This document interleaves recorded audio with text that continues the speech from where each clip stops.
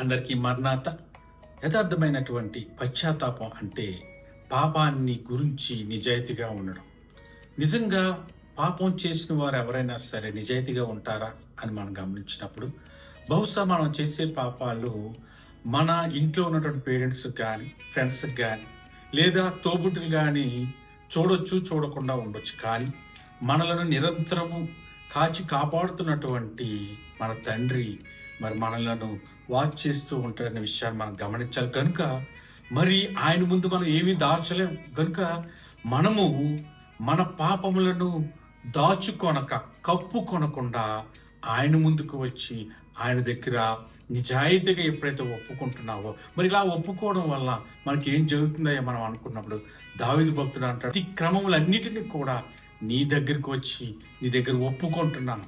ఎప్పుడైతే ఒప్పుకున్నాడో మరి ప్రభువు ఆ పాపములను నుండి ఆయనను పరిహరించాడనే విషయాన్ని మనం గమనించాలి. కనుక మనం ఎప్పుడైతే ఈ పాపములను కప్పుకొనకుండా ఒప్పుకున్నట్లయితే పరిహరించబడతారో అనే విషయాన్ని దేవుని మనం తెలియజేస్తున్నాం. అంతేకాకుండా మరి పాపానికి విముఖులుగా కావడం అంటే సొలొమోను మహాజ్ఞాని ఏమంటున్నాడంటే, పాపాన్ని దాచిపెట్టడం వల్ల వర్ధిల్లుట అనేది జరగదు. కనుక ఎప్పుడైతే నీ పాపాన్ని ఒప్పుకుంటావో, ఒప్పుకోవడమే కాదు దాని నుండి తప్పుకోవాలి, దాన్ని విడిచిపెట్టేది సంపూర్ణంగా.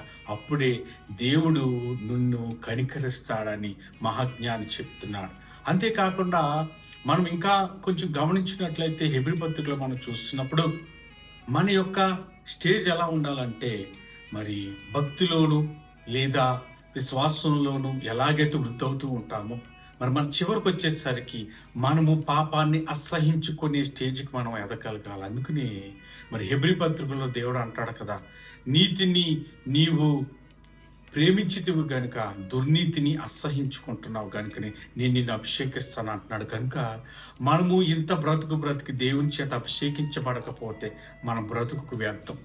కనుక మరి యథార్థమైనటువంటి పశ్చాత్తాపంతో మనము దేవుని యందు మన పాపములు కప్పుకొనకుండా ఒప్పుకొన్నట్లయితే ఆయన చేత పరిహరించబడతాం. రెండోది, దాచుకొనక ఆయన దగ్గర ఒప్పుకున్నట్లయితే ఆయన కనికరం మనకు వస్తుంది. అంతేకాకుండా ఎప్పుడైతే అసహించుకుంటావో పాపాన్ని, దేవుడు మనలను మరి అభిషేకిస్తాడనే విషయాన్ని దేవుని మనం తెలియజేస్తున్నాను. కనుక అతి ధన్యత వీక్షిస్తున్న మీ అందరికీ కలుగును గాక.